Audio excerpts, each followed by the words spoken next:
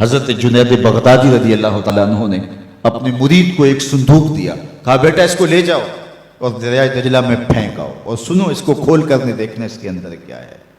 کامل مرید وہی ہوتا ہے جو شیخ کے راز کی حفاظت کرے۔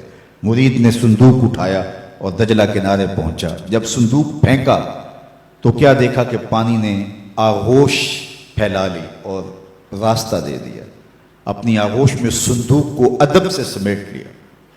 بڑا عجیب منظر دیکھا کہ صندوق پھینکا تو پانی کھل گیا، تو واپس آیا اور شیخ سے کہا حضرت یہ منظر میری آنکھیں نہ دیکھتی تو کبھی سوال نہ کرتا، اب مجھے تسکین نہیں آئے گی جب تک آپ بتائیں گے نہیں، مجھے بتایا جب صندوق میں تھا کیا جس کے لیے پانی نے بھی راہیں چھوڑ دی۔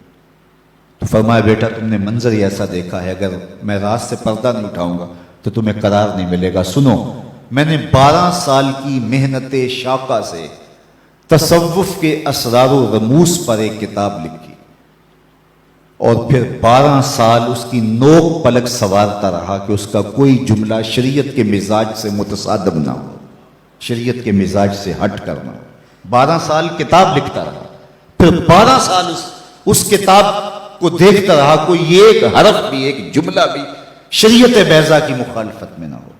حضرت سیدنا عمر رضی اللہ تعالی عنہ کا ایک قول ہے، اور مبلغین کے لیے، علماء کے لیے، پیران طریقت کے لیے اس میں بہت روشنی ہے۔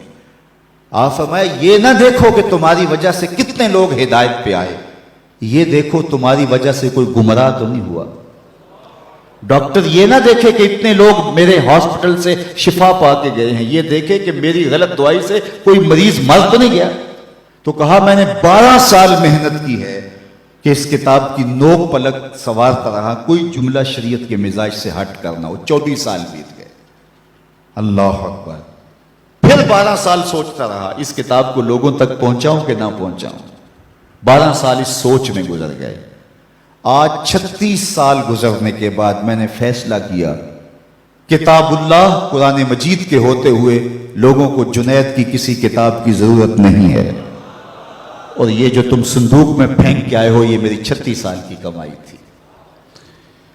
تو کتاب سے وابستگی اختیار کرنا، کتاب اللہ کے ساتھ تمسک اختیار کرنا، یہ تصوف کا وہ ضابطہ ہے جو صوفی کو حقیقی صوفی بناتا ہے۔ کہ دوسری بات والاقتداء بسنت رسول اللہ صلی اللہ علیہ وآلہ وسلم، حضور کی سنت کی اتباع و اقتداء، یہ دوسرا کام ہے جو صوفی کے کرنے کا ہے، اور جس کی طبع میں یہ چیز راسخ ہوتی ہے اور اپنے سالکین کو یہ چیز سکھاتا ہے کہ ان کی طبیعت میں حضور علیہ الصلوۃ والسلام کی سنت کو راسخ کر دے، حضور علیہ الصلوۃ والسلام کی اتباع ان کے اوپر لازم قرار اس انداز سے دے کہ ان کی نشست و برخاست حضور کی اداؤں کی مطابقت میں ہو۔ خلاف پیمبر کسے را گزید، ہرگز نہ خواہد بمنزل رسید۔ سادی بولتے ہیں کہ کبھی سوچے بھی نہ کوئی کہ حضور کے راستے سے ہٹ کے منزل نصیب ہو جائے اس کو، بلکہ آگے کہا مپندار سادی کے راہ صفا، تواں رفت جز بر پے مصطفیٰ۔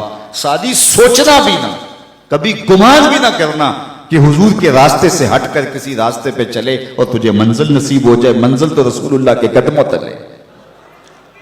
تو اس لیے منزل تک پہنچنے کے لیے حضور علیہ الصلوۃ والسلام کی اتباع کرنا ہوگی، اور یہ صوفی کے مزاج میں چیز راسخ ہو تو اس کا تصوف حقیقی تصوف ہے، اور وہ حقیقی رنگ کے اندر آگے بڑھ رہا ہے۔